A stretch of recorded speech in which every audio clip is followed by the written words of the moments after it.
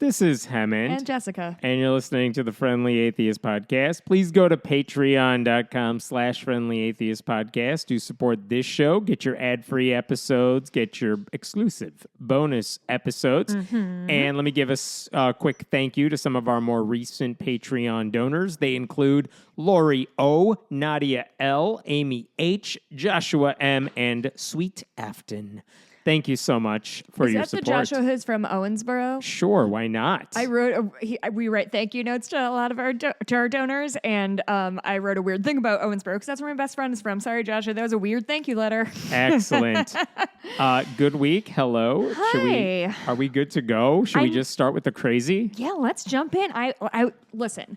I took notes. Look at my notebook. The notebook says half-assed ideas. And so they are. Excellent. Let's do it. Let's start with a rundown of Mike Johnson's craziness. Do we remember Mike Johnson? Yeah, nope, not Secretary of State. Close enough. Speaker of the House. So we know he's a Christian nationalist. We have discussed Mike Johnson as a Christian nationalist, a guy who just wants to merge God and government. Mm-hmm. This week, because he has nothing else going on and Congress is not in session, even though it is, and has stuff to do, like not shut down the government soon. Sure. He, on Tuesday, appeared at an event for the National Association of Christian Lawmakers. Oh boy, that seems above board. A group founded by Jason Rapert, the guy from Arkansas, who we mistakenly called Repair for a long time, we didn't know somebody if it was was a Colbert like, "Girl, thing." no." Yeah, NaCl because they're salt of the earth, of course, and Rapert's group is all about Christian nationalism. We need more Christians in government, because that's the problem with government. Not enough Jesus in it. I would love to look at an overview of like states led by strong Christian leaders and just check out just poverty rates, education rates, etc. I'll beat you to it. It's all of them. And so they appeared at this event, big event, a lot of anti-gay stuff said at this event. But the thing I want to highlight is that when Mike Johnson spoke at this event, he talked about the things that were going through his head when he was about to be speaker. Okay. And I'm going to play a clip for you of what he said. Wait, I forgot to get headphones. Of course you Keep did. Talking. So as he was talking, he was explaining that he thought he would always be a supporting player in the Republican Party. You know, he would be the Aaron to the eventual Moses who leads the way. I don't know that reference. That's okay. Now you do. And so he was actually surprised, he said, that he became speaker because he thought he would be a supporting cast member, right? Not the lead actor. And so this is what he's going to talk about. And I just want to highlight the way he says all this stuff because I'll zoom out once we hear the full thing. It's a couple minutes to listen to, but just listen to the way this guy talks about how he feels God spoke to him. Oh, Jesus.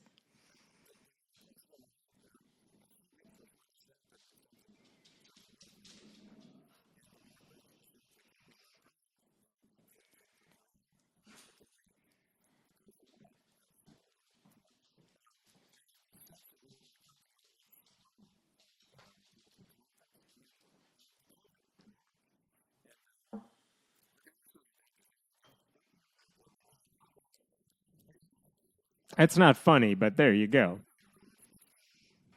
Spooky is a funny word inherently.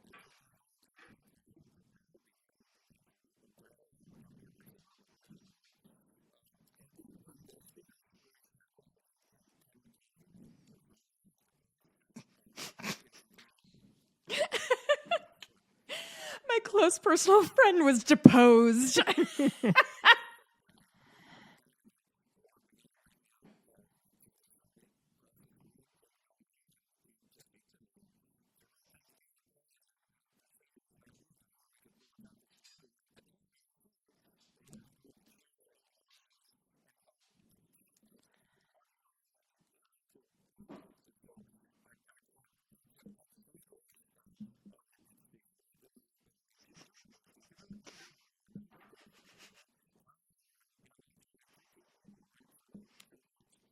He's bad at telling stories. Can I say this?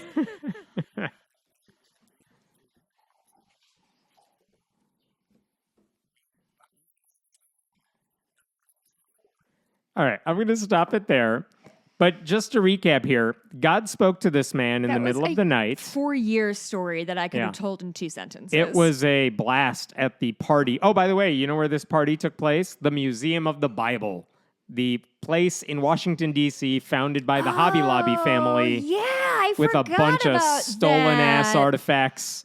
Oh, my God. That's Anyway. miserable. Oh, those people. So Mike Johnson is saying... Wait, hold on really Yeah. quick. Talking about the worst fucking part of Christianity is a bunch of scavengers going through the Middle East, robbing people of their artifacts and In the name of stealing them, Jesus. bringing them back to a tacky museum in Washington, D.C., which is just the least Christian place I can think of.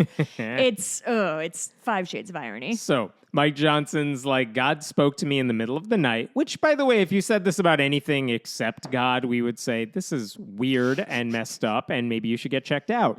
But nope, God spoke to him many nights. And he's like, I need you to help me out. God speaking, like, write things down, plans, procedures, ways to pull the GOP together. Sure. And then God's like, I need you to, like, support this guy. And then the dude fails. Support the next GOP guy. Nope, fails. So he's telling him to do all, God is speaking to him to do each and every one of these things. To support all these men. You're not the main guy. Stand in the background. Be the Aaron to their Moses. Can you Cliff's Notes who the fuck Aaron is? Doesn't matter.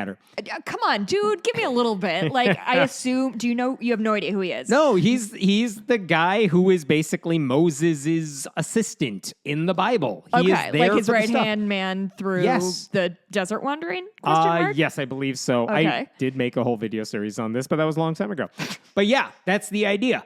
And so I feel like if God has you supporting these people, and then these people lose over and over and over, maybe that's a sign. But nope, apparently not to Mike Johnson. And then finally, after 4 failed speakers, he's like, now step forward, which is ominous. And then he was immediately elected, right? Because they had no other choice. They settled for Mike Johnson, mostly just because... like God wanted. Yeah. God was like, Mike Johnson, they're going to settle for To summarize... He's saying you're everybody's 6th choice. This is the Christian spin on his party's inability to pick a leader after one extremist, Gates, used his power to boot out Kevin McCarthy, who is the extremist already in charge, and then 3 other extremists couldn't rally enough support within the party to take the previous extremist places.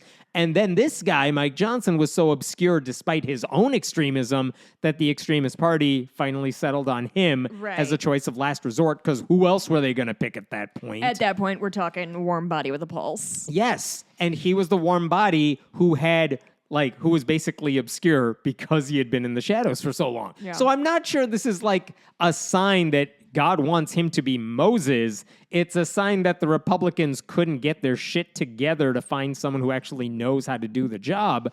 And in That's every a kind story, of sign, a really convoluted and hard to understand sign that really doesn't mean anything in particular and is pretty open to interpretation. Fair but enough. A sign nonetheless. Yeah, I mean, if this is the sign God is telling you, maybe the sign is maybe you're in the wrong line of work because you keep failing. I mean, if there's anything we've seen in the headlines coming out of Washington, D.C., it's that Republicans don't know how to do any of this right now. They just lost this week 2 of their members. Like Kevin McCarthy's leaving by the end of the year, he said. George Santos got kicked out. Santos, whew, that was great. They're down to like a 2-vote majority, and that's assuming everyone else stays in place and stays in line, which, anyway. So this is what he's saying. He says, I'm Moses. God wants me to be Moses, which is a weird thing for anyone to admit out loud, that God wants me to be one of the main characters in the book. Yeah, that really is main character God syndrome. spoke to me. And also, can you imagine if the story of Moses had the GOP as the followers instead of whoever was following Moses, like just complaining and swearing and undermining at each other and like Lauren having Boebert's gay not in the affair Bible. behind rocks. Ugh. I would actually watch that show. The GOP is much whiter than everyone following Moses in the desert. See, which, there's your metaphor. It's Moses is the guy who led his troops through the desert, wandering for 40 years aimlessly. Wow, that is a good metaphor. That is the metaphor, not guy who Iraq. parted the Red Sea and led the way for everyone to go through. Man, somebody should make a video because that's a strong metaphor you just wove for me there. I like it. Apparently, God chose Mike Johnson to lead the charge against refugees and already marginalized people because that's all they're doing right now. That's up his alley. Here's the thing to keep in mind with all of this, though. Like, white evangelical zealots routinely compare themselves or their leaders to biblical characters. Oh, yeah. He's doing it with Moses right now. Donald Trump was compared to the King Cyrus repeatedly. And I have Cyrus, to say, I did not hear that. Who the fuck is Cyrus? Cyrus is basically a non-Christian whom God put in place to help the faithful in the Bible. Oh, like a steward of sorts? Yeah, you're helping. You're not the ideal pick. You're not the guy who fits the mold, Sure. but you're still helping us out. They also compared Trump to King David, who was basically a sinner who was still anointed by God to do his work. See, didn't All they of find those- that to be a problem back in biblical times too? Did Like, they? Okay, go They ahead. also compared him to Queen Esther, ironically. Trump. They compared him to Queen Esther, who basically saved the Jews. And they're like, see what Trump is doing for Israel? He's like the queen, which I'm sure he loved. Oh, boy. Even Vivek Ramaswamy now has leaned into the King David comparisons, or at least evangelicals have said that about him. Like, he's not perfect. He's that kind of brown. But maybe he's God's way of working mysteriously. The point is, like, why is this part of their rhetoric? Because if you compare yourself to a biblical character, it makes it a lot harder to criticize you because now you're not just criticizing me or my ideas, you're criticizing the Bible Yeah. and God's plan, and Yeah. how dare you. It's a lot easier to ignore Trump's crimes and ignorance and cruelty if you just believe God appointed this imperfect person to fulfill his goals. And if Mike Johnson says God told him to be Moses, then all of his rash, irresponsible decisions can be overlooked by all the conservatives who might be really upset that he's kind of caving in and not shutting down the government or whatever it is they want to do. Sure. So, by the way, all of it worked for whatever purpose he was speaking for. Like, if he thought, I just want to win Christians over to my side, more Christians, How as could if it they're not possibly already. not work? He Right. said absolutely nothing of substance. Yeah. They love that. After he spoke, Jason Rapert showed up on stage to give him some award. It was actually a piece of the 10 Commandments monument that Jason Rapert put outside the Arkansas State Capitol. But the first version 1.0 They're was trying to make their own relics in real Uh-huh. time, gang. version 1.0 of the 10 grift Commandments is monument. on. A dude drove into it at full speed and destroyed Christian it. dude, if I remember Christian correctly. dude drove into it at full speed and destroyed it. Rapert kept some of the bones of that thing, gave part of it as a relic to Mike Johnson this week. Version 2.0, of course, is still up outside the Arkansas State Capitol and being litigated still years later. Anyway, Rapert went on stage, gave him the relic, and said, "It's very obvious to see you are one of us," which is a scary thing to hear at that particular event. So creepy. So that's- so creepy. That's the week in Mike Johnson, and that's just one event. He did a bunch of other crazy shit in Congress, but whatever, not our beat. Aw, my student got into her dream college. Congratulations. Congrats, child She does not I've never listen to this. met. I would never let her. Let's talk about the Mormon Church. Oh, I love talking about Oh, Mormon this is messed up. Church. Okay, here's the story you need to understand to make sense of what just happened. The Associated Press put out a story this week that made a lot of headlines. It's important to talk about. Here's the backstory. Okay. The woman's name is Chelsea Goodrich. She's 31 years old. She was 31 years old. In 2017, when she was 31, Chelsea told an attorney for the Mormon Church that her father, when she was a child, her father, who was also a Mormon bishop at the time, had sexually abused her. Is a Mormon bishop an actual title of substance? Or It is it like is- elder? It's a lay person. They didn't go to like seminary or whatever. Okay. It's a lay person who is bestowed this position of leadership, Okay. which means you get to do some shit on behalf of the Mormon Church. Okay, thank you. You get to listen to confessions, among other things. Oh, And you glad get they to don't do- have training for that. None. So Chelsea Goodrich tells this attorney that her father had sexually abused her. And in fact, she knew that he, the bishop, the dad, had confessed all that to his bishop. So she, now much older, having processed what happened to her as a child, was like, I need to talk to you because I'm filing I'm going against my dad in court. Good. And I need this bishop. His name is Michael Miller, who's the bishop who heard that confession. I want him to testify against my dad. That, like, he knew full well what he was doing and why it was wrong. So speaking to the lawyer was Goodrich, Chelsea, and her mother. They were all meeting with this lawyer for the church along with that bishop to see if the Mormon Church would allow Michael Miller to testify in that trial. Now, to be clear, at this point, the church was aware of what he had done. The allegations were public. He had been charged with this. They had kicked him out of the church. Good. So that is important. Not only is he not a bishop, he's kicked out of the church for good, but the family wanted justice. I don't care what your religious reaction is. We want him in jail. So that meant putting him behind bars. That's why they wanted this bishop to testify. And guess how that meeting ended? Tell me. The Mormon Church lawyer, who, by the way, was also the head of the church's risk management division. That's sinister. A risk management division For in the a church. Yes. Can you imagine? They have, that's the cubicles they are in. Oh my he told God, the family, Brigham Young would never. LOL, JK. He basically told the family, sorry, nothing we can do here because, of course, anything revealed in confession is confidential. The church is protected by what's known as the clergy penitent privilege, which says anything you say in confession cannot be used against you. It's a secret. That's why it's confession. Among the world's worst laws. Yeah. Now, her mistake, Chelsea's mistake here, was thinking the Mormon Church's lawyer would be concerned about shit her safety. about her? Yeah. No, his job is literally protecting Listen, the institution. We all make those mistakes, honey. They don't give a shit about you. None whatsoever. I do. I love you. And the thing is, like, of course, his job is protecting the institution, but Yeah. that may have been why her dad confessed to his crimes through an act of confession. Like, as a bishop, he knew as well as anybody, they can't use this against me, and I will feel better about myself. This is the thing that I always bring up when we talk about this confession stuff is that truly, like, the reason people go to confession is confessing things can be an unburdening of your mind and your heart and whatever. And so giving people who do terrible things outlets like this to be like, whew, all right, well, God forgives me, so I guess I'm fine, alleviates their guilt. So A, they can continue doing the thing they've been doing, and B, they don't think that they're doing anything wrong, these motherfuckers.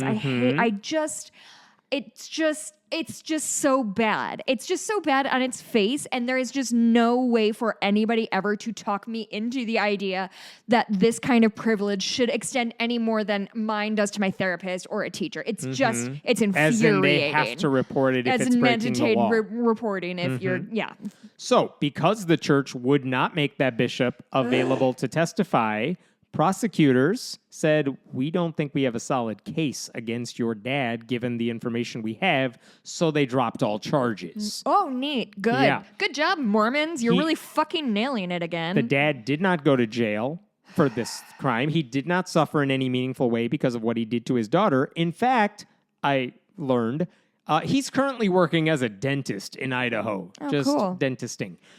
Now, here's the interesting Fucking tangent to all monster. this. These people, they protect the worst. That's why does We'll nobody get see to the it. We'll pattern get of to it. protecting the worst people for the? Okay, fine. Go. So we will get to that. The interesting thing is, after this story that she was accusing her dad of sexually abusing her, he was a Mormon bishop, that was public information because she went public with the allegations.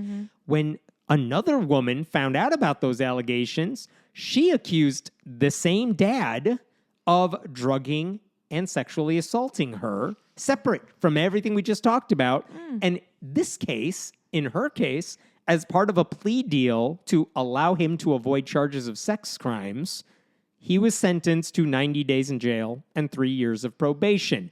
Why? Because he used like a sedative that dentists have access to knock her out. Jesus Basically, this Christ. guy... Did he lose his license? Of course, he's practicing right now.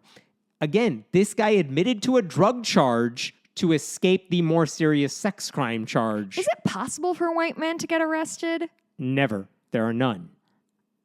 I'm just Impossible. astounded. The I'm law astounded right now. specifically includes an asterisk that says does not apply. I feel like I've been inundated with stories lately of white men being absolute monsters and then going off scot-free after due process is And the thing is, even if she wanted to bring the thing, like the prosecutors, they did not explain why they didn't have enough evidence or anything. But their argument is, well, it's been this long. You need a ironclad argument that this happened, whatever. If it's just he said, she said, it's probably not enough. I mean, I don't know what the reason was. But the reason I bring all this up, that's your backstory. Okay. This week. God, that's not even the story. The Associated Press, two of their amazing reporters when it comes to covering the Mormon Church, Michael Resendez, Jason Deeren, they published an article this week that basically not only retold this story that happened in 2017, the reason they know all these details and some more details is because they got access to a recording of all the meetings Chelsea had with the Mormon lawyer and that Mormon bishop. Like you could get these were secret meetings they had to discuss how to move forward with this case. Okay. Obviously, the church didn't do what they needed to do, but they recorded all these meetings. The church recorded it or she recorded? She recorded it. Wow, now, here's what they said. Atta-girl. One of the things they found that we did not know before is that the church, who knew publicly that the Goodriches, Chelsea, her mother, he knew they were recording this for their sake. Okay. Like, I don't know if it was a two parties need to know sort of state, but they recorded it. So 4 months later, after he said, he cannot testify at your dad's trial, 4 months later, he offered them a disturbing consolation prize of sorts. He said, we will give you, the Mormon Church leaders have told me, I can give you $300,000 if, one, you destroy all the tapes of our meetings. Wow. 2, you promise not to sue the Mormon Church. And 3, you pretend this conversation right here did not happen. Is this the mafia? Yes. Holy shit. So that was on the recording. That's why there's a new article about this. That was on the tape, thing. those the tapes that they had to destroy. So how did the AP reporters get a copy of this tape that was destroyed? Because here's the thing. For Chelsea and her mother, $300,000. Oh, girl. They could not turn that away. I would not either. They took them up on the offer.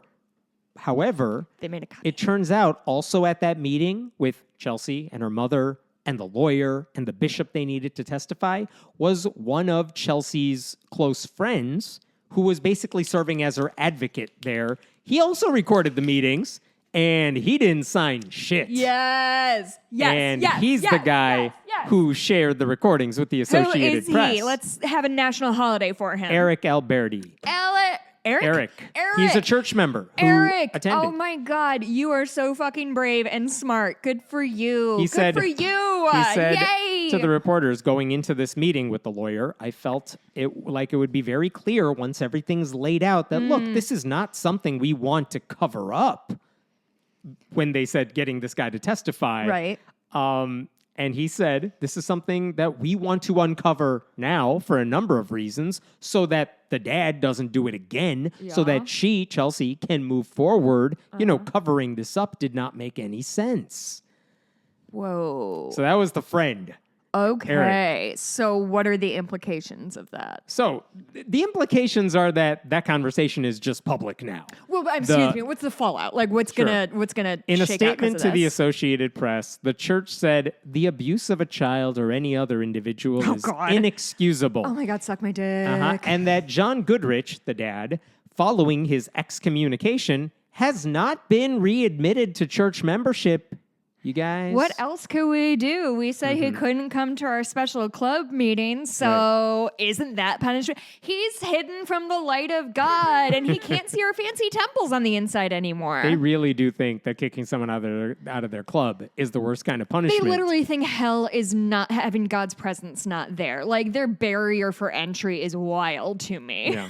Sexual abuse, they say, is inexcusable, but also they will refuse to do the bare minimum to prevent sexual abuse. Of course. Now, there is an argument to be made. Who could do anything about this? Yeah, there is an argument to be made that, okay, fine, you don't have to reveal what's said in confession because that's what confession is. I roll. But legally speaking, couldn't you just say, you know what? I'm going to break this law because it's good for everybody. Break and this you know rule, what? you mean? Like, yeah, if the Yeah.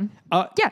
I'm going to read a section of this article. Okay. Reached by phone by the Associated Press. Miller, who's the bishop who heard the confession, Miller refused to discuss details. It's clergy privilege, he said. If I say anything, John Goodrich, the dad, can sue me for millions of dollars. That can't be true. That is what he said. That might be true because in Utah, confession is exempt from all those mandatory reporting laws. That so maybe simply he's cannot be true. That is maybe- wild. maybe he's right about that. However, if you were the church and you were saying, well, we got to do the right thing here, maybe you say, we're the Mormon Church. We We'll have back you up. 30 gazillion billion dollars sitting in a giant bank vault next door. Maybe we'll take that hit on behalf of the guy in our church who like we abused can you. go down in our Scrooge McDuck basement Yes. and just like get a bucket of gold coins for Right. you, and And you can we're just good. have them. And that's worth it because what happened to this woman is inexcusable. We just said that. That our was our priority word. should be to protect the young people in our church. And if these guys are going to be so fucking misogynistic, at least protect the women. Yeah. Sad thing is the law, as it stands, is on the church's side in terms of making sure confessions are exempt from the law. But also the reason that law never changes, especially in Nobody Utah, pushes it. is because who's lobbying to keep it in place? It's the friggin' Mormon Church. Who owns Utah? And the Catholic Church in other states. Like, yes, they're the ones pushing to make sure this law doesn't change. So you can say, yeah, the law required the church not to testify in that trial, but also the law is only there because the Mormon Church wants it to be there. So they do have blame here. It's a point when you ask if the law itself is just, right? Like lots of things If that John are... Lewis kept saying get in good trouble, Yep. the Mormon Church is like, no, sorry, it's in the books. No, We'll yeah. have to do the What wrong could- thing. What could are anybody we to do? Yeah. What could anybody do? The same AP reporters, by the way, have been covering this particular topic of sexual abuse in the Mormon Church for a while now. Last month, we talked about how one of their other articles where they wrote about how a judge in Arizona tossed out a pretty clear-cut case of sexual abuse precisely because the judge said, sorry, the clergy confession privilege rule says I have to side with the church on this one. This is like the miserable. church knows they can get away with it, which is also why bishops have access to the internal customer service line for the Mormon Church. And if you say, someone just confessed to me this horrible thing, what should I do? Like an air raid signal goes off Yeah. and people fucking storm into your windows. And who answers the phone on the other end of the line? It's lawyers for the church Yeah, of whose course. job is protecting the church. yeah, they and throw they duct tape around your face and and- say, you'll say none of this. page 1 of the manual, and there's only one page in the manual, says, oh, the book says just keep your damn mouth shut. That's how we handle these things. That's how the helpline works. It's called the helpline. Yeah. So, as the Associated Press also pointed out, 33 states offer an exemption for clergy members. Illinois? You know what? Off the top of my head, I don't remember. I think Illinois has an exemption for clergymen. I'm not sure. But these are laws that require professionals like teachers, like therapists, to report allegations of certainly child sexual abuse to law enforcement officials. And the Mormon Church, like we said, and the Catholic Church and Jehovah's Witnesses, they have all lobbied lawmakers to make sure that exemption doesn't go away. Why don't they want it to go away? Because they value secrecy more than safety. Their dogma is more important to them than another child potentially getting sexually abused. The one that the Arizona judge said, I can't do anything about this because it was confessed in a confessional. That was a case in which children said, you got to stop this dude. He confessed to the crime. Like, testify. Let's get him in jail. And then they said, no, we can't do it. And then more of the children in his family were sexually abused. They're now suing the church. That's what that case is about. Good for them. But again, like, So fucking heartbreaking. these people are so dead set on saying confessions are a sacrament, basically, that anything less than complete confidentiality, they will say, is an obstacle to the practice of our faith. I mean, oh God, it's just so heartbreaking that these kids who are suffering any kind of abuse, whether it's sexual or physical or emotional or mental, they're not only being betrayed by their parents or whomever is perpetrating this, but they're just being failed over and over again by the adults in their life who are supposed to protect the children. Like, excuse me, I wasn't choking up. I just almost choked. If the point of a church isn't to keep its children safe, then what is the point? Yeah, they don't care. Now, the Mormon Church, It's despicable. or the Church of Jesus Christ of Latter-day Saints, posted on Facebook on Twitter rather. They posted a long response to the AP story this week that boy. basically reiterates their statement that I think they made to the AP.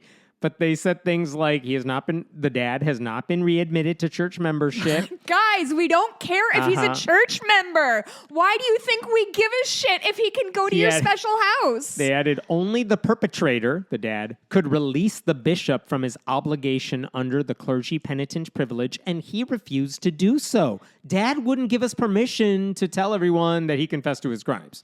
It makes me want to punch somebody in the stupid face. They added, the church had no role in influencing the prosecuting attorney to dismiss the criminal case, even though our bishop saying I can't testify is the reason it was dismissed. Questions about the status of the criminal case should be directed over there to the local prosecutors, they said. And then they added, in 2017, the church agreed to settle a civil claim made by the survivor. That's the $300,000 gift in a briefcase with glasses. Yeah, right. Nothing in the Exchange agreement. under a breakfast table in a cafe. Nothing in the agreement kept her from talking about the abuse she suffered or the facts of the case itself with anyone. So, like, why are you mad at us, says the Mormon Church? You're a church. You're not supposed to say, we did the bare minimum to care for somebody. I'm not sure what else you expect us to do. We only have literally infinite money at our disposal. Like that, I think the thing that is like hashtag triggering me about this is how exhausted I am to just watch people who have power just throw up their hands like, what? Like how many bridges have you burned? How many lives have you ruined to gain power for yourself? And you're using it to what? Silence a little abused girl? Congrats, dude. I'm sure God is super proud of you. That's definitely what he had in mind. Mormon Jesus, very happy. I'm just like, how can they look themselves in the mirror? These fucking monsters. They can't. It'll turn them to stone. That's how it works. Pretty sure I read that in the Book of Mormon. That's Medusa? Same no, thing. mirror. So let's go to different story. That's all Medusa I got. and vampires? It made sense in my head. Let's go to. Did you ever do marching band? No, I didn't. I was not good enough. Okay, so we do have listeners who are like big marching band dorks, and I owe them a text actually. Sorry, guys. Freshman year of high school, I was in marching band. It was fine. What? But get this. Wait. Yeah. Don't skip over this. You played an instrument? Trumpet. I'm very, very. I played the trumpet too. High five. There you go. I quit in 8th grade. It was fun. I liked it, and then I quit. Yeah. But get this, in 8th grade, when I was about to go to high school in a different state before my family moved, I got to go to summer camp for the eventual high school band I was going to be a part of, where you learn how to march for the football halftime show and do your show and everything. Panties are dropping all over the country. Well aware. Welcome to high school for me too. So here's the thing though. In 8th grade, when I went to that summer camp, that band that I would have been a part of had I not moved, they were like an actual good high school marching band that does like competitions and wins awards and stuff. You were in Kentucky? This was in Tennessee. Tennessee. But like really that part good of the marching country band. is into marching band culture. They're into college football culture, which means they're into high school football culture, which means they have great bands. If it takes place on a football field. We're all in. So here's the thing. I learned how to march. I learned how to do formations. I had the theme going. It was amazing because it's choreographed and everyone has their part to play. It was very cool. Anyway, Like every high school marching band kid who has done this before, Yeah. every college marching band person, they know there's a theme to our halftime show. Maybe it's something frivolous, fun, entertainment value, whatever. There's always a theme. It's fun because you have that theme going Yeah. all year long. Whatever. Listen, if you've never seen marching bands perform at like a collegiate level, go watch some videos. You're in for a treat. Like they make a little design. It's like, oh, it's a Valentine's theme, and they make a heart with people, and then a cupid, and it's an arrow, and it's so great. fun, and it's so precise, and it's really, really, really cool. When it's done well, holy shit, it's great. Girl, Okay, those messes though are fun also. so here's the thing. Of all the ways we've talked about pushing religion in public schools, you think about which ways do they do it. Yeah, sure, we have coaches coercing kids into praying with them. You have people trying to get 10 commandments on classroom walls. We talked, I think, last week about saying Christian prayers over the intercom. Yeah. Stuff like that. That's typically what you see. I don't remember seeing one like this before because at a high school in Arkansas, Oh boy. they just obviously ended their football season not that long ago. But apparently, this is Lake Hamilton High School in the city of Piercy. Their marching band's halftime show, guess what the theme was? Jesus. Christian tent revival. I want you to come around Every here. word got better. Come look at the picture from the halftime show so you can describe it to all the people who have no idea how you do a Christian tent revival halftime show. Wait, so we have one picture here that you will describe in a second. Oh, and you could see that they had places to sit on that they have choreographically moved in the shape of a giant cross. But tell us about the banners that they are holding up. I've never been more happy. One says, "Sinners repent," and Sorry, sinners beware. God damn yes. it. Oh, that's so good. What's the other one then? Repent now. Repent now. And then the other one was just the big tent tent meeting. revival. Yep. Holy shit. And then There's was actually another one you could not see. Yeah? That it's hard to read, but it's something about blasphemers. Oh, like boy. something like that. And then the benches, they look Yeah, like they were little wooden benches pallets. that I think they make the tubas sit on. But yeah, the pallets were moved around. To a 25-yard cross. Yeah, it's a pretty big It's cross. pretty big. The ladies are wearing long skirts and like what would you wear in a Honestly, barn I for a was tent not mad at revival? the dress. Let me look again. Imagine what you think fire and brimstone preachers and the women who listen in those churches would be wearing. Okay, so they're wearing like, fashion people. They're wearing like a little peasant top, so it's square neck and has little puffy sleeves, and then they're tucked real tight into a nice like A-line navy skirt, and then there's like a matching little scarf kind of tied around. It's a V-neck. It's a V-neck. No, it's the a square boys neck. are also wearing vests and suit jackets, which, listen, That's just- marching band as is very uncomfortable with the clothing and whatever you have to carry. To put a suit jacket on top of that, yikes. But also, Honestly, now that I think about it, what our marching band wore was highly militaristic in a way that maybe we shouldn't encourage. so if you, the other banner that I could not read in the picture, it's the path to righteousness. Oh boy. Uh-huh. Oh boy. Yeah. By the way, the flags, there's also a color guard as part of this halftime show. Listen, and the I color do know how to guard- spin a rifle. I'll tell you that There right you go. now. The color guard's flags are like colored orange, yellow, red, very fire-ish, symbolic. There you go. So, by the way, all this is great. the hyper-gendered clothing here. Imagine if you're a queer kid who is in the band, like you're probably going to have to pick one or the other, which I'm is probably so awkward. sorry, but that's very funny that that's your first thing. Is like, Someone listen, pointed these, this out to me, I These gotta are say. very gender defined, as opposed to like the threat of burning hell yeah, that is not too. sort of the overarching problem here. So here's the thing. I watched the whole show during one of their football games that's up on YouTube. Not to take away from queer kids who have to like make weird choices about Yes. dressing, but guys, they're threatening you with internal damnation. What?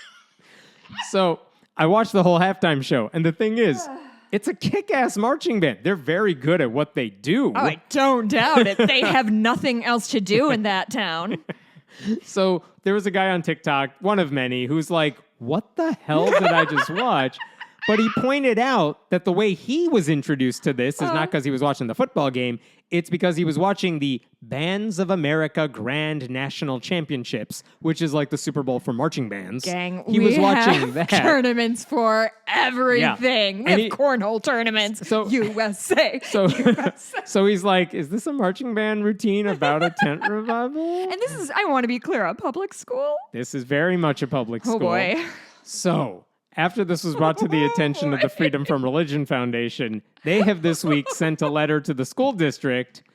And what the letter says, among other things, religion is a divisive force in public schools. Choosing a religious theme and props for marching band performances alienates those non-Christian students, teachers, and members of the public whose religious beliefs are inconsistent with the message being promoted by the school. These students certainly should be commended for their hard work that led them to the semifinals of Bands of America Grand Nationals. But there are plenty of appropriate secular alternatives that the band director could select that would utilize their clear work ethic and talent more appropriately. Oh my God. I spoke to Kat Grant, who is an Equal Justice Works Fellow with FFRF, and they told me this is not the only religious-themed marching program they've seen. Of course it isn't. And it's not What an untapped market not for me. even the only one titled Revival. Which surprised me. I had not known this is a new way they're getting religion into public every schools. episode was just these stories. This is so much better than me getting mad. One thing I did check out, again, Waving Fire Flag. So again, the high school band I was a part of, we did not do Grand Nationals or anything like that. But if you go to the competition's website, it turns out like there's a nonprofit group that oversees this competition. Guess what that nonprofit group is called? Oh boy. Music for All. Which just seems very ironic given this particular Swing and a theme. miss. Who thought, you know what we should do for a theme? No, everyone else is doing Star Wars and like the Game of Thrones theme. Let's do fundamentalism. Oh boy. Whose idea was that? If you had to choreograph a marching band, what would you do? My answer is I would make them do Tetris. Isn't that fun? I have seen that You're show. lying. I Oh, thought that was just no. original. Go God Google damn it. There's marching nothing new band under the sun, Tetris. is there? They beat you to it. Damn it. So good. Well, then you say one. What would yours be? Never thought about it. Don't know. God, you're so good at improv. It's I impressive. know. I do like the entertainment themes. Like pick something funny. Do video games, whatever. Something everyone knows, because the point of a halftime show is just entertain the audience. Yeah. That's it. Let the tubas do their little dance, and I would do like we'll move on. an ocean thing because yeah. they can do like fun with like the waves. That's what I would do. Yes, with the big instruments, let's make them move more. Marching is hard enough as I didn't mean is. like up and down. I meant you're looking at a cutout of you're looking at a fish tank. That's the field. Oh, So they're just, nice. when they move right to left, they're going up and down. God, have some vision. I mean, at this point, you could do a Satanism theme. It'd I probably mean, be good. truly, There's if we're going to plenty of good music if we want to try to bait some like anti-ACLU plays, we can just do that and see how that Yes. goes. That would be pretty fun, actually. I'll do another fun one for you. All right. Yay. Let's keep this train rolling. Do you remember Kirk Cameron? Oh, bless him. Yeah. Uh-huh. So, backstory Imagining here. those baby blues right now, Yeah, my dude. anytime conservative Christians say, you know, the secular thing that's popular, we have an alternative to it. And it's worse. It's always worse. It is Whether it's noticeably worse. boy bands, they have boy bands. Oh, yeah. Of course movies, they do. Movies. You can always tell a Christian movie. Uh-huh. Theme parks, Ark Encounter So compared bad. to Disney World, which is what they want to be. Like, it's always worse than the original. They can't compete. And how could they? Christian because rock, their, not great. Their mission is we got to stick Jesus in all these places where you don't need Jesus. I will say the only church thing the thing that's better with God than without rapping. I want my. You like your I rap love music. rapping for Christ. You know, that's It's- just sort of my jam. I Okay, gotta go ahead. say, Tell me. I've heard way too much Christian rap. Why did you pick this life for yourself? I ask myself that every You day. could have been a doctor. Thanks, Mom. Yep. Okay, so Kirk Cameron, how is he entering this fray? Because he's already done bad Christian movies. He's already done bad Yeah. Christian everything. He's done TV, right? He's done bad Christian TV. Bad He's Christian done bad TV. secular TV. He's done But- fine secular TV. Has he done bad reality TV? Oh, don't tempt him. Oh, So I'll keep that one under my hat. His latest gambit is to offer a right-wing Christian-ish alternative to Podcast Network. to Scholastic book fairs. That's so funny. This just came up. Scholastic book fairs just came up recently. Are those still a thing? Those are very much Oh, still God a thing. bless. I fucking Tell love us what a Scholastic book fair It's is for gang. people who don't live anywhere in the United States. Yeah, Because is it a national thing? It is Yeah, it must pretty be. much a if, national if he's thing. getting his grubby hands on They it. hold Scholastic holds more than 120,000 book fairs every year, with over 1,000 books to choose from on a rotating basis. So what I need people to understand is that Scholastic Fair is not just a day.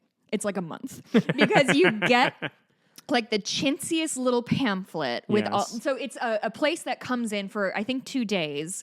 And they set up a classroom with like a shit ton of books. Yep. Just like a We will bring bajillion. all the books to your school. We'll send someone there to collect all the money. It's the books your kids love. So, yeah, and so we got these, like, it was like kind of newspapery, and God, my friends and I would like mark those things up like you would not believe, and then you go in and you get to And you tell your parents, Daddy, I want this book. Mommy, I want I need this this book. many Give me the dollars. money.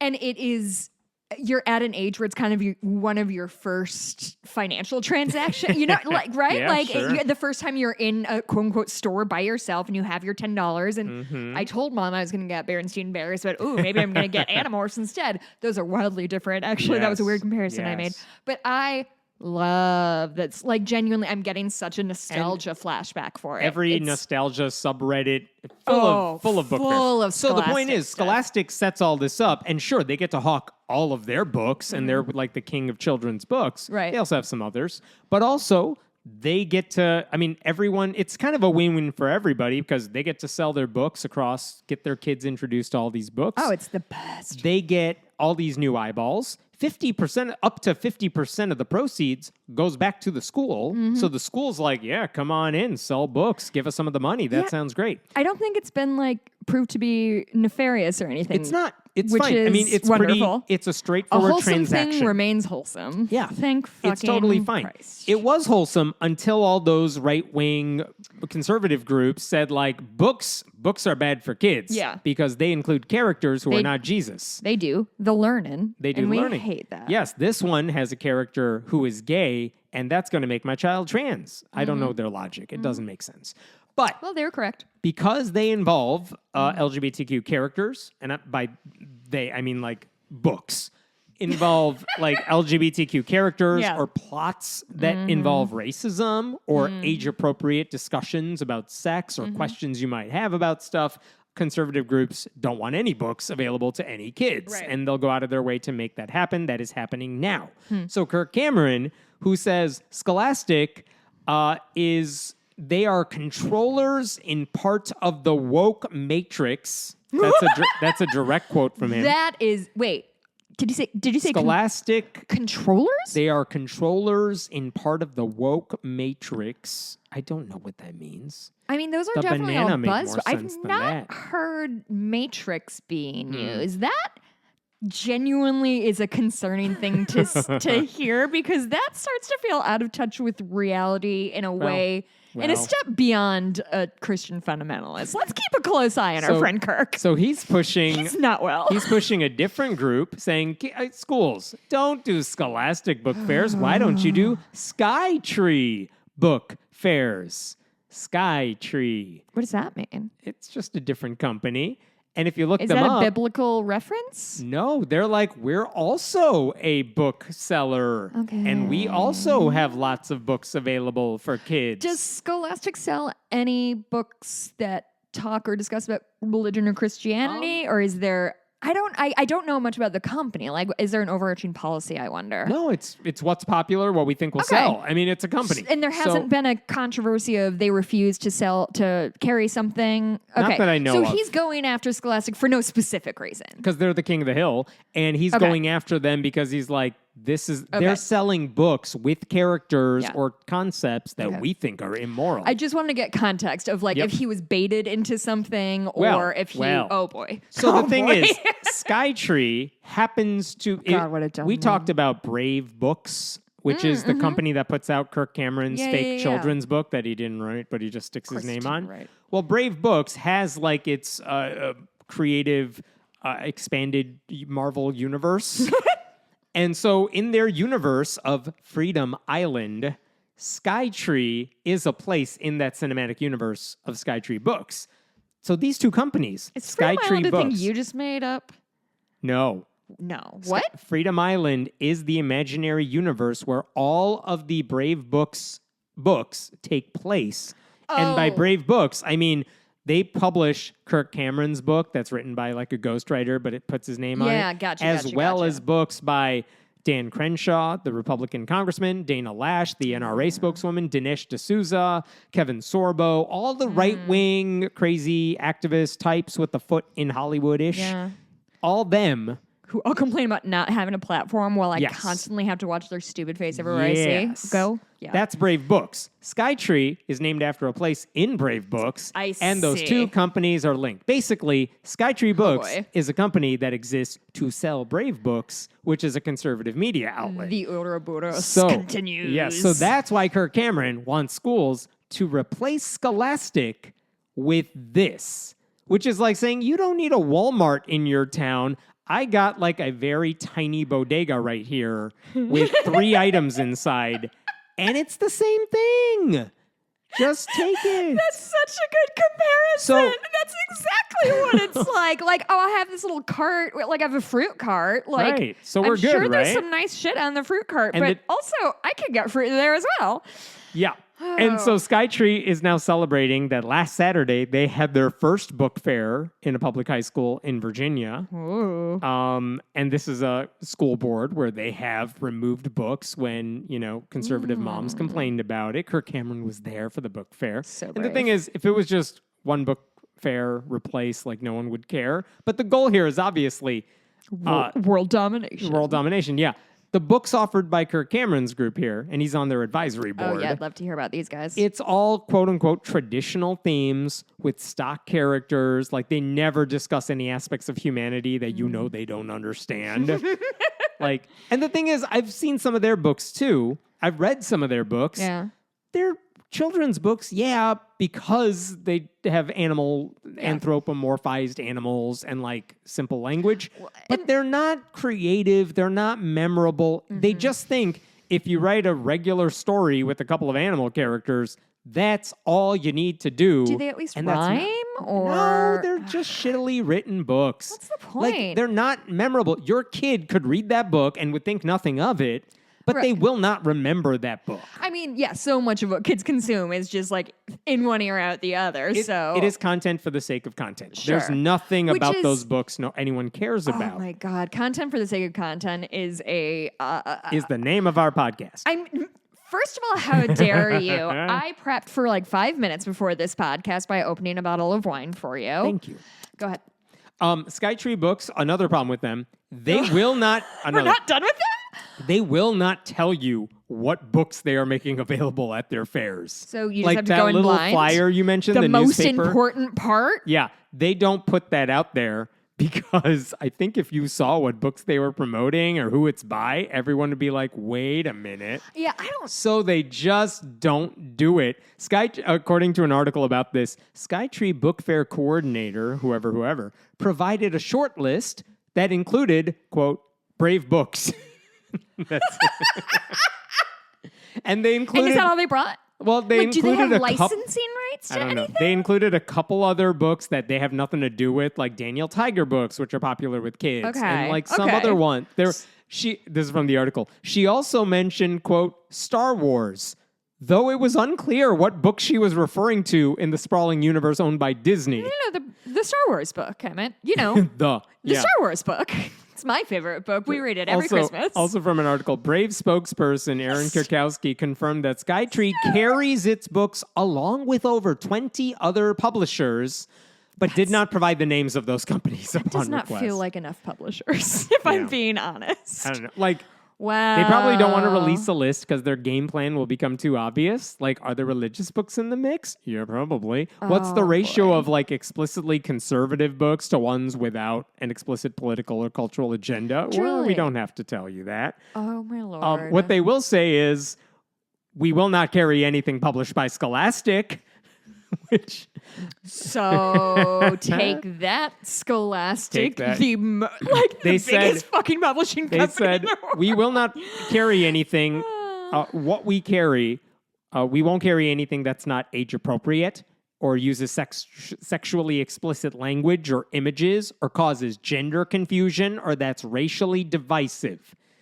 Which is a weird way of saying, like, no gay divisive. characters. We will not mention anyone's skin color. Cough, cough. Like, that's all. No, that's divisive if you bring that up. Oh, my God. And age appropriate. Again, what's age appropriate in their minds? Purity until marriage. So, what sort of topics? you Are you say- there, God? It's me, Margaret? No, that's for the heathens. You say Can't age sell that book. appropriate, but you're also telling children that they're damned to hell and they're born sinners. As I learned when I watched a marching band halftime. show. They had fire flags, they're like the fires of hell. It's so good. Yeah. I love them. So I'm not worried that Skytree will replace Scholastic. They have nothing of value to offer. But you can bet some of these school districts with right-wing school boards who are gullible enough to believe children are under threat because Yeah. they have exposure to books will accept this offer to come to their school. Skytree said in a statement, we have over 100 schools lined up to host book fairs this spring. Which is more than one, a lot less than, what was it, 120,000? Yeah. But they got to start not somewhere. zero. But it's not zero. As one librarian put it on Twitter, Skytree book fairs and Brave Books seem to be targeting the parents, not the children. Yeah. Which is true. Like, the books might sell, but the kids won't be excited to read them. And doesn't that negate the whole point of book fairs? So that's interesting. But they don't care about book fairs, right? They do. don't care about think like they want kids to educating- read? No, they don't care Hell about no. educating these children. They care about homogenizing like what is available to human And beings. making sure kids read only what they have pre-selected for them. It's so absurd. So here's one more addition. And so pointless. Like it's so like shoveling during a blizzard. Like gotta give up the fight, dude. There's other people than white people around here. Yeah. Like that's One- not changing. One other side piece to this. There's a wonderful Substack called Popular Information, written by Judd Legum, really great reporter. They actually wrote about Skytree as well this week, but they had a different thing to focus on, which is that in the Conroe Independent School District in Texas, there was a clip. It was actually published by Skytree Books on Twitter, and they said, I'm reading the tweet, "We keep hearing kids are old enough to choose books responsibly. But this clip from a school board meeting in Texas proves otherwise. Find out how one innocent kiss in a Scholastic book led this young lady to porn addiction." And they have a 1-minute clip of a woman talking about... Can we listen? We can't. I don't have that here. But basically all she said is she read a book when she was a kid. It had this... I saw the book. It's like a prince kissing a prince. It's nothing. It's a kiss. Which happens and she in said, Disney movies. That made me curious, and then I began searching for that stuff, and that led me down this path to porn addiction or something. What does porn addiction mean? In to her her? mind, I don't know. But here's the reason I bring that up. Her name, the woman that spoke, is Lana Burkhart. And the reason she was mentioned in this article in Popular Information, because one, she said that book that she read, it's called Drama. She said she wants that out of kids' hands. She wants the district to remove that book from the shelves. Oh, and by the way, remove all Scholastic books from their libraries. And Okay, all of baby them. meat bathwater. And end the book fair that you have with Scholastic. What she didn't mention, and what Skytree didn't mention when they posted that clip of her speaking, and what Popular Information did mention, Please tell me it's is satire. that Burkhart's rant, Burkhart, the woman who delivered that rant, is the public relations coordinator for Brave Books. She works for the company. My God. And Skytree's like, this young lady had a thing, and you should all watch what this young lady... Like, she's a random woman who just happens to I promote am their entire mission. So embarrassed for her that my skeleton has just departed from my body and it is currently waiting for me on the moon for when this episode is over. Oh, by the way. I'm so embarrassed for her.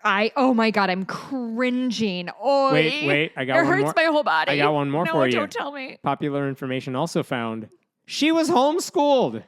Why would she have access to a Scholastic book fair? Oh, girl. And she gave her real name. Apparently. She gave her name. So it worked, though. Her little rant and the promotion by Kirk Cameron's group here worked because the Conroe School Board... golden-throated leader is talking poor women into being like, yeah, I was totally addicted to porn because I read a book and there was a smooch and that's it. And now I'm addicted to porn. Hi, I'm Jess. It's me. Here's my address. Porn addiction at Jess.drive. Like, to what? Well, here, I'll tell you to what end. These people, these grifters. The Conroe School Board heard her little rant, and they voted to restrict that book called Drama from all students in 8th grade and younger. And one of the school board members, Melissa Dungan, she suggested, hey, you guys, why don't we replace Scholastic with Skytree book fairs? And what did Burkhart say to that in response? All glory to God. So it worked. Her little rant, the astroturfed rant, it worked. It's so embarrassing. It's so... Okay, I just want to... Can we just take a step back to where we were a couple minutes ago with the Mormon Church? Yes. So the people in charge of the Mormon Church are like, yeah, sometimes kids get molested, but what are we going to do about it? And then these people are like, if children think about a gay person, it's going to ruin their entire life and their pee-pee is going to fall off. Yes. Like this weird, like, As what Jesus do you think foretold. kids can handle or not? So you think a kid can probably break through being molested by their father, They have but such they're really little going to faith. hit a stumbling block on a YA novel. Yeah, they have such little faith in their kids and their kids' abilities. Well, and their own minds. teaching and their own ability to instill like a moral backbone into their kids. Mm-hmm. Like, I feel... That's them for these you. fucking people. I was having so much fun a couple of minutes ago, remember? I'll give you a fun name to work with for the next one. Great. Thank you so much. You're welcome. Mm-hmm. This next story involves an Oklahoma man. Oh, His name, Dusty Devers. now that is an Pick this outstanding story just for cowboy you. name. Yes, so he Dusty Devers. Whew. he is running for I'd read that state- romance novel, I'll tell you what. Stop it. Sorry, he's a monster, as isn't a he? friend pointed out, should have had a B in his name over and over. That's the porn name you want. Anyway, There it is. he's running for a vacant Oklahoma State Senate seat. He is the Republican nominee in this very safe red district. Mm-hmm. And one of the things worth pointing out is, okay, so this guy's about to be in the state legislature. It's all but guaranteed, it seems. The special election is on Tuesday. So it's coming up. Last year, he delivered a sermon where he railed against... Girls wearing pants. Close. Yeah? No. In vitro fertilization. And I'm Again gonna with play the in vitro fertilization. I'm gonna play this clip for you because the language he uses is wild. Okay. Part of which is anyone who gets IVF done because you have infertility. By the way, in vitro fertilization basically is the procedure where a sperm and the egg are joined outside the body in like a petri dish, laboratory dish, and it helps couples who are infertile, struggling with other health problems, and that's all well and good. The problem for It's like Phoebe from Friends. Yeah, the problem for the anti-abortion crowd is that in the process, the embryos that are not implanted inside a uterus later may be discarded, they may be placed in a freezer, and they think that's murder. So this is what he's railing against. Let's play the clip, and you could hear for yourself how he talks about all this. Today, I want to ask and answer the question, what must you and I do to love our IVF embryonic neighbors as ourselves? Oh, boy. My aim today is, with our Creator's help, Wait for it. graciously to bring before your conscience the harsh realities of IVF so you will respond by faith, in faith, by loving your embryonic neighbor. Embryonic neighbor. We're still Why should going. this matter to you? Well, we've heard why it should Oh, matter. let's hear about our neighbors. Millions of our embryonic neighbors unnecessarily are being led to slaughter every year by IVF and assisted reproductive technologies. Wait for it. Countless others are cryo-incarcerated in frozen prisons. Oh my We are creating cryo-orphans for the sake of biological offspring. Cryo orphans. Since our longing to my bear children fucking with our own Christ. DNA must not lead us to treat our embryos in a way that God forbids. My skeleton is on Is your longing Mars. to bear children in your own image leading you to flirt with means of procreation that fail to uphold the sacredness of human life? That would lead these embryos or your children to death or a freezer, or deliver them up to destructive experimentation in the name of science. Here's the worst part. What? If discontentment is driving you to accept the destruction or freezing of your own embryonic children, you are waging an assault against God, your Creator. And you're doing it through His image bearers. Wait. Is He not better than 10,000 children who look like you and carry your DNA? That's not from the He Bible. is. All right. So let me What just recap for you happened there. To me, January of 2022 I feel was like that sermon. I'm disassociating from my Yeah. body right now. I'll recap This for you. man just tried to call embryos. Say it again. Embryonic Well, orphans. they are our embryonic neighbors. They are being slaughtered. And led to others, slaughter. they are cryo-incarcerated, though that's not the word he used because he doesn't know the big word, in frozen prisons, cryo-incarcerated. And we are creating cryo-orphans. Do you think they use a? Do you think they use a Judas cryo embryo? Do you know what that is? A Judas goat. They lead the other goats to slaughter. That's what I'm imagining. I will continue. It's a little embryo that like leads all the other embryos to slaughter, and then comes back and gets rewarded, and then brings the next round. That's a real thing, by the way, in goats. Anyway, Sounds like a horror movie. it's true. So- Goats are monsters. I love them. Nice. And he also says anyone who has IVF is waging an assault against God, And and you're doing it through What does this mean? his image bearers, which is like Children? you wanted children who look like you and your partner, so that's why you had IVF instead of adopting or anything like that. So not only are you like sticking a middle finger in God's face, you're doing it through kids who look like you.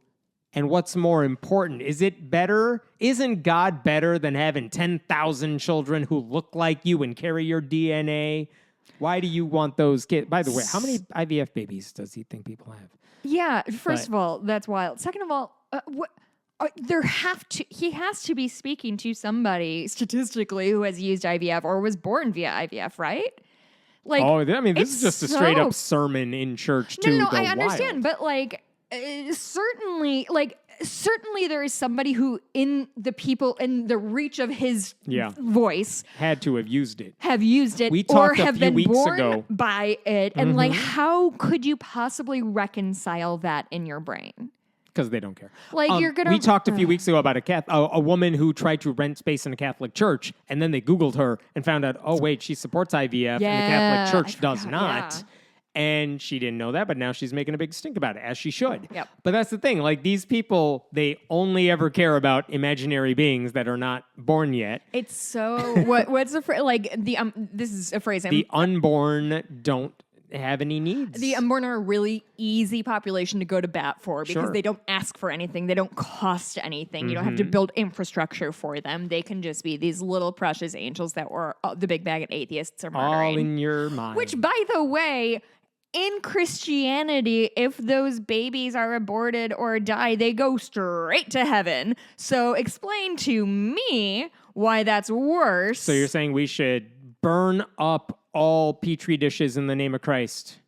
I mean, sure. I don't give a shit at this point. Like, if they're they're medical waste. But to your point, there are definitely conservative Christians who have used IVF.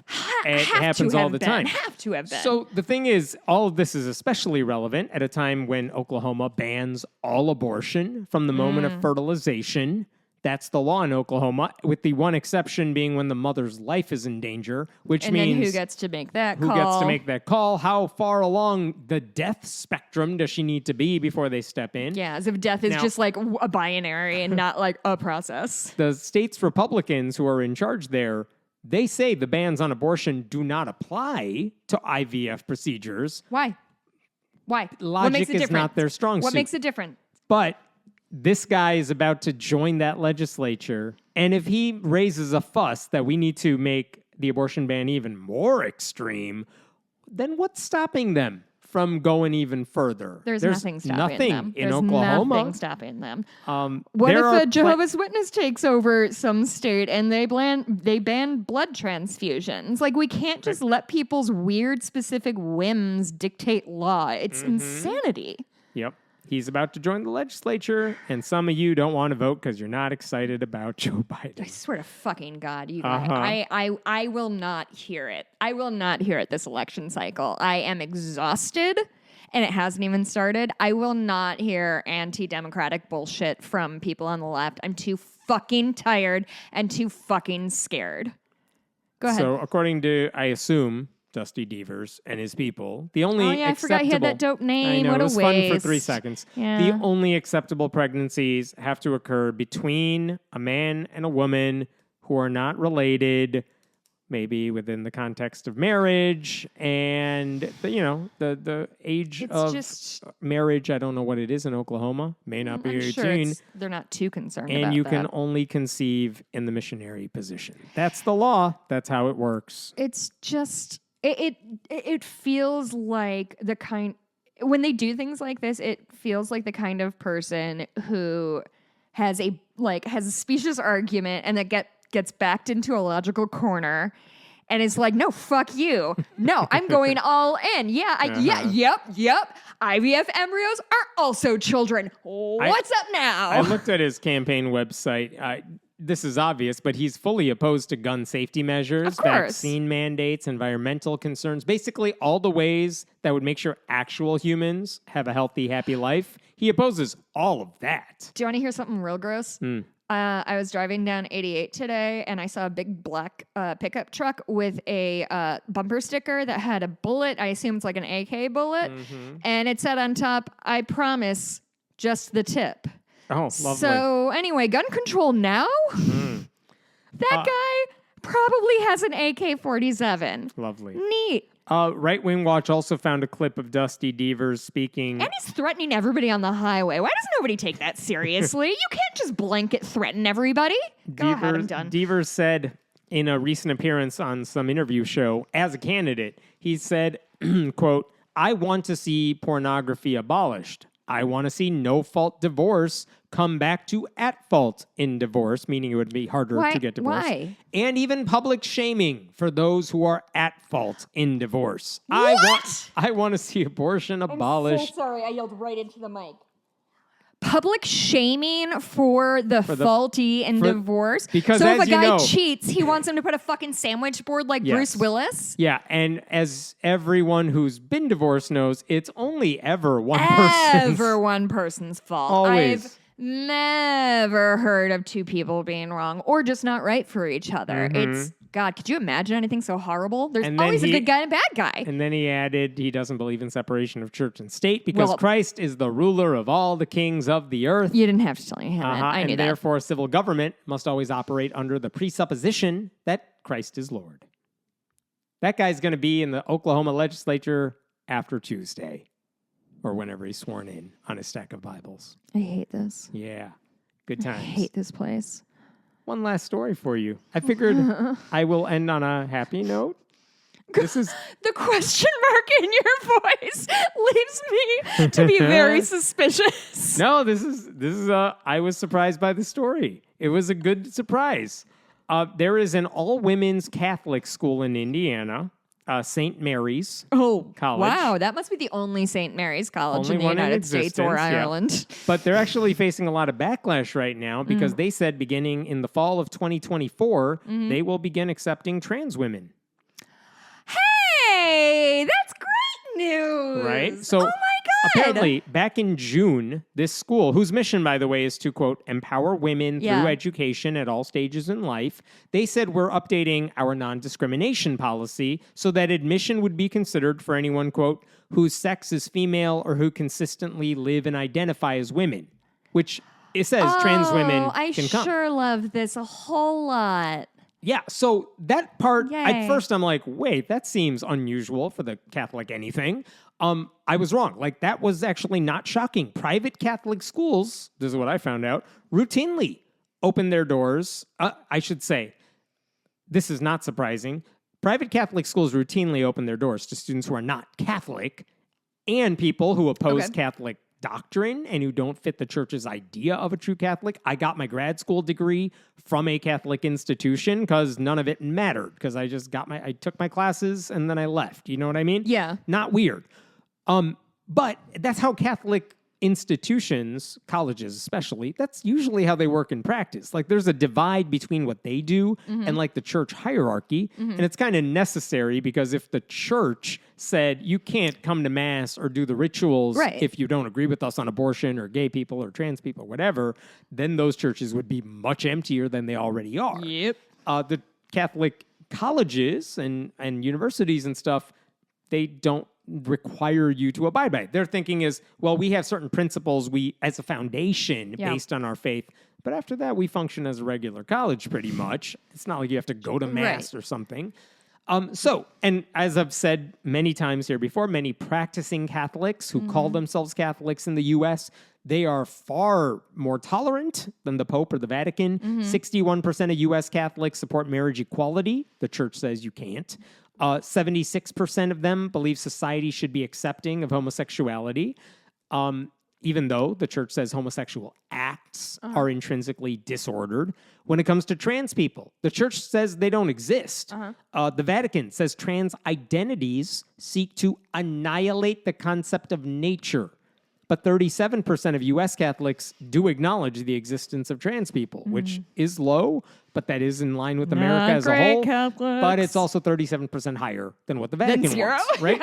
So the point is, for Yeah. this college to admit trans women, it's not that This is- radical this for is a a big- Catholic institution because Catholic institutions do this sort of thing. And this is what I found out. According to the website Campus Pride, there are 22 historically women's colleges that do admit trans women, and that includes all women's Catholic schools, like in Minnesota, the College of St. Benedict and St. Catherine University, and in Wisconsin, Mount Mary University. 3 other Catholic women's schools that already admit trans And women. they don't lose like their Catholic certification or whatever. So Or this is the this what we're interesting getting thing. to? Okay. We're getting to it, but like the Sorry, truth jumped is, ahead. they function pretty much independently. They are not run Yes, by of the course, church. because like the diocese covers churches, and I guess But not necessarily like the But colleges, then which what function makes the separately. college Catholic?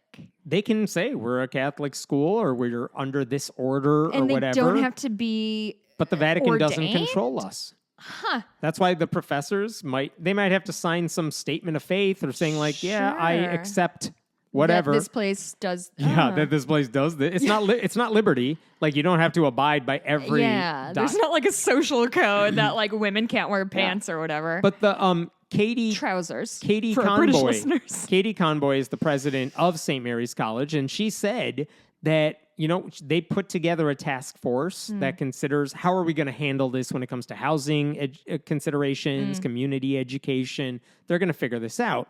But she said, I relied on an executive team and others to make sure our message is not only in line for best practices for college students, but that it encompasses our commitment to operate as a Catholic women's college. And she said the school's 33 member board of trustees fully supports the change. They're the ones who Nice. approved it. And then, just to kick everyone while they're down, she's like, I'm just doing what Pope Francis wants, because her letter to students said the Pope advocates for love as the appropriate approach to those who are different from ourselves. which is Wow. for what it's worth. The Pope said earlier this year that gender ideology, this is a direct quote, gender ideology That has to be a translation is problem. one of the most dangerous ideological colonizations.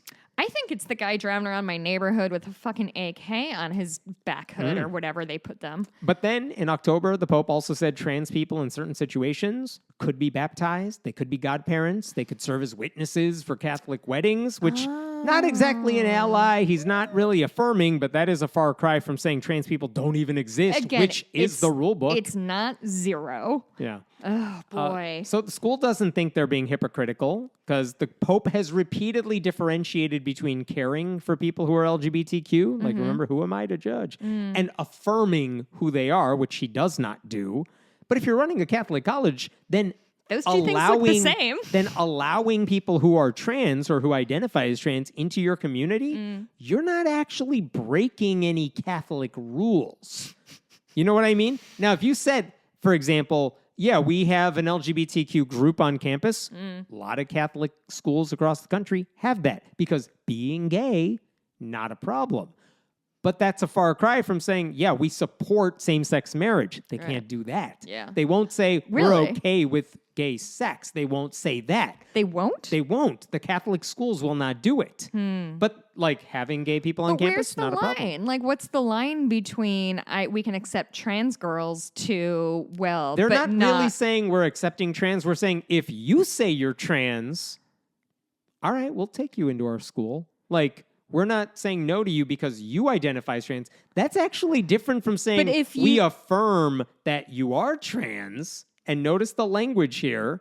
Wow, that's slippery language. It is, but technically, what rule are they violating of the church? But so if I interview for that college and I say I'm a lesbian, Yeah, that's fine. that's fine. Yeah. But you said they can't Now, if you allow say- gay marriage or gay sex or whatever you If said. you want to work for them and you say you're lesbian, fine. But if you say, oh, I'm in a same-sex relationship or marriage, then they're like, well, now you violated our doctrine. That's for staff. But for students, But for students. it's probably more lenient. Like, that's the thing.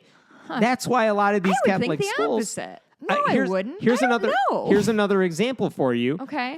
They actually have, no surprise, they have an anti-abortion group as a What? registered student group on What a campus. good use of time. Well, a few years ago, there were groups, and by the way, I should say, St. Mary's, they also have an LGBTQ center on campus because again, A center? yeah, because Wow. again, it's not weird to say, yeah, gay people need a safe space. That's Trans wild. people need a safe space. But when a pro-choice group said we want to form on campus, multiple times that same school said, yeah, no, you can't do it.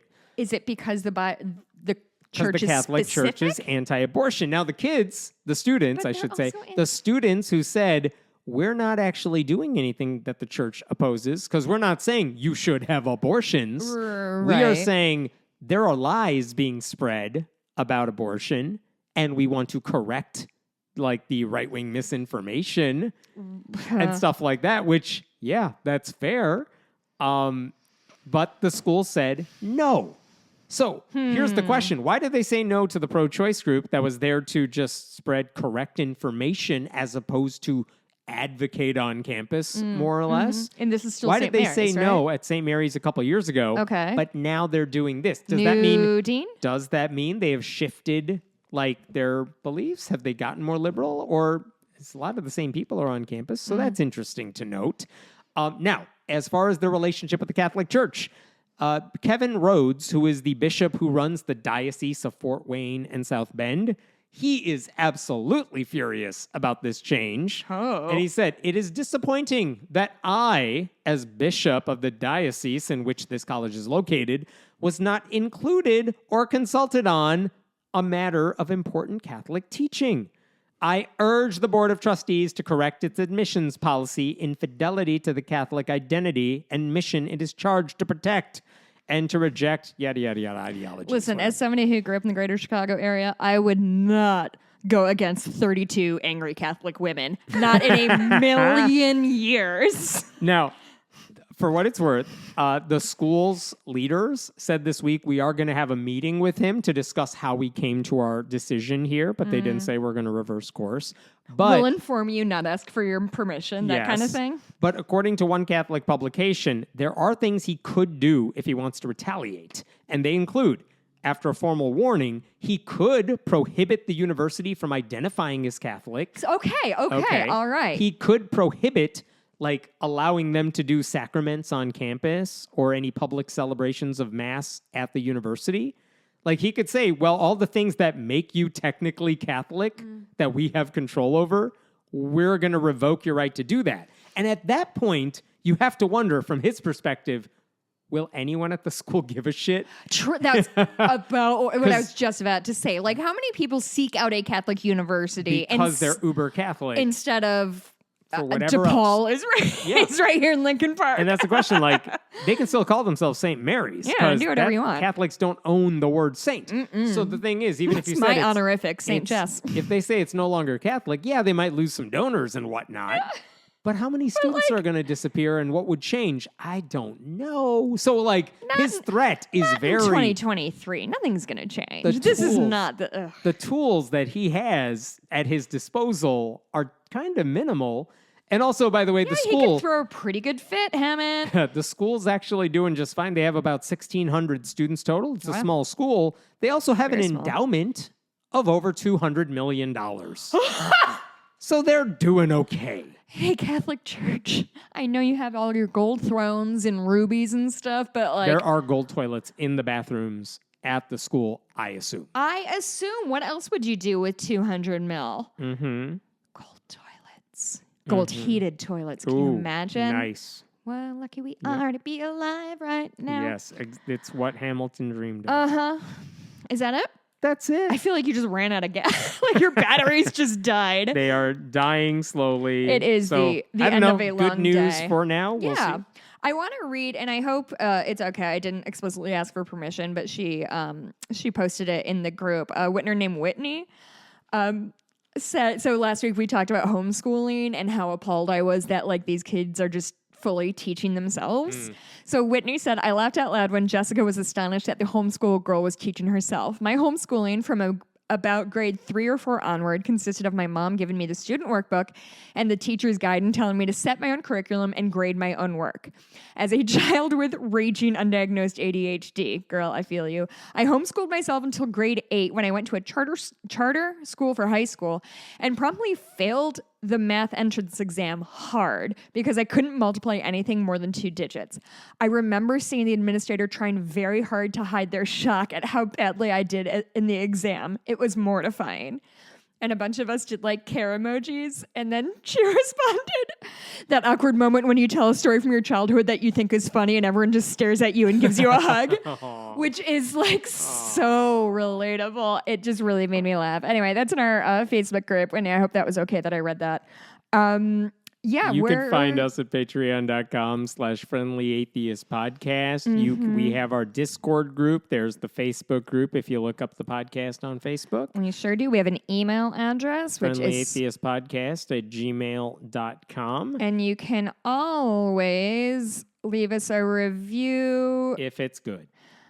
Oh, I read this one already. It's okay. My favorite part. So here it goes. No, I did that one already. Okay, I guess I ran out. Bring Then me leave new. us more positive reviews. Yeah, okay. Thanks. Bonus. Oh, yeah. Okay, we're really doing well today. Okay, I have shit to talk about in the bonus. Here are the Yes. things I want. Let's open your half-assed ideas booklet. And that is what it is. First of all, I forgot to say I was on a podcast called Your Therapist Needs Therapy. They generally interview therapists. LOL, I am not, but I work with I spoke about the work I do with equestrian therapy and that kind of stuff. And it was great and lovely. We talked for 90 minutes. I genuinely don't remember. He said I could talk about horses and I just blacked out and came to 90 minutes later. I also want The to whitest thing you've ever said. Genuinely, at one point, he's like, are different breeds different? I was like, are you asking me to talk about horse breeds? My 6-year-old heart, horse girl heart is singing. I also want to talk about I'm learning about the Hatfields and the McCoys. I don't know if you know anything. Okay, speaking of the whitest thing you've ever heard, Last Podcast on the Left is doing anything about them, and they're only one episode in, and I am riveted. I did not know anything. I didn't even know if they were real people or not. I have like a couple of factoids I want to tell you that are just so interesting. I also want to talk about a movie I rewatched this weekend with my friend Anne. I had one of my quarterly sleepovers with Anne. Can't recommend them more highly. A movie called Fighting with My Family, which stars, I can't think of her name. She was Danny in Midsummer, and she was Amy in Little Women. She's the blonde. She has a really gruff voice. She did Zach Braff for some reason. She was also in, it doesn't matter. We'll figure it out together. But she was in a movie called Fighting with My Family, which is about, it's a true story about this girl from a small town in the UK from a family who loves pro wrestling, and she auditions for the WWE and gets in, and it's just her story, and it's wonderful. It's just like a feel-good, like, family sports drama. It's funny. It's charming as fuck. I just absolutely adored it. So I'll talk a little bit more about that although I kind of did it all right now. Anyway, we will talk to you next week. Bye.